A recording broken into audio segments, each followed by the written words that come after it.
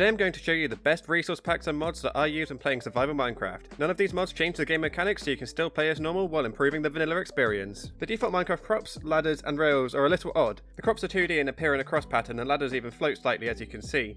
This is where the 3D crops resource pack comes in. As the name suggests, it makes all of the Minecraft crops 3D. This includes wheat, potatoes, carrots and beetroot of course, but it also includes other crops such as sugarcane, mushrooms and sweetberry bushes. The next resource pack I use is called 3D rails and ladders. As you may be able to guess, it makes the ladders and the rails 3D. As well as making them 3D, it also fixes the floating issue I mentioned earlier. There are a few other resource packs that I use which make blocks 3D, such as better lanterns, 3D chains, and Cyber's 3D amethyst. As you can see, all of these blocks look a lot better in 3D, however the chains have got to be my favourite. Moving on from 3D items to animations, the next resource pack is better animations. This resource pack changes the animations for all mobs, animals, and villagers. As you can see, the villagers running and walking are a lot more natural, and they even have facial expressions. This adds a lot of life to your Minecraft world. For fresh animations to work, you will also need to install two other mods. These are Entity Model Features and Entity Texture Features. Once these are both installed, the resource pack should work. To go with fresh animations, I also use fresh animations extensions.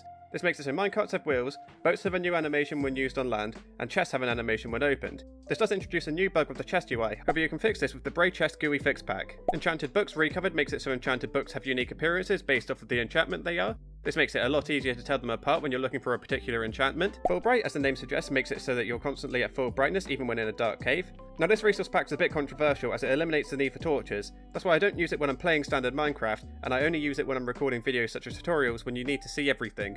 It also stops me having to change the time to day constantly. As you're probably aware, Minecraft is not the best optimised game out of the box, and anyone who's ever played on a less powerful PC will know that the lag can really be annoying. That's where optimisation mods come in. There are a few I'd recommend, so let's get into the first one. The first mod I'd recommend is Sodium. Sodium completely revamps the rendering engine used by Minecraft and optimises the game. This results in your FPS increasing massively. Iris shaders allow shaders to work properly with Sodium. I personally don't use shaders while I'm recording since it can be a bit much in videos, but while I'm offline I use shaders constantly. If you want to use shaders, just be aware that it will reduce your FPS by a lot, so you'll need a fairly powerful PC to run them. Retro F3 allows you to completely customise your F3 menu. You can disable or enable any of the options you'd like. For example, I have it showing my coordinates, my current biome, and the direction I'm facing. This just makes exploring the world a lot easier. Next up is continuity. This mod makes it so certain textures connect, such as bookshelves, and most importantly, glass. The next mod I use is Zoomify. This allows you to zoom in by clicking a button on your keyboard. You can then use the scroll wheel to zoom in even more.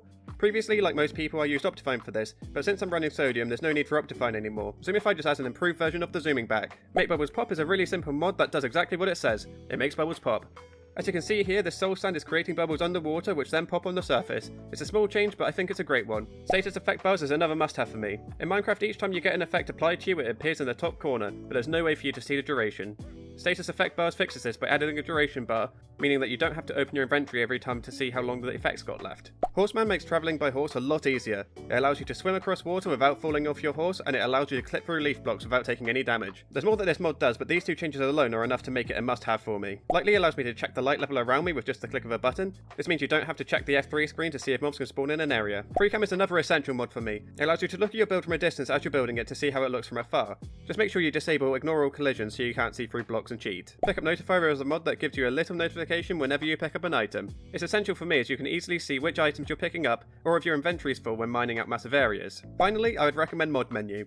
It allows you to not only see all of the mods that you have installed, but also to configure their settings. So there you have it guys, these are all the mods that I use to have a Vanilla Plus experience in Minecraft. Let me know if I've missed any mods that you guys think are essential to improve the Vanilla experience. Thanks for watching, and I'll see you in the next video.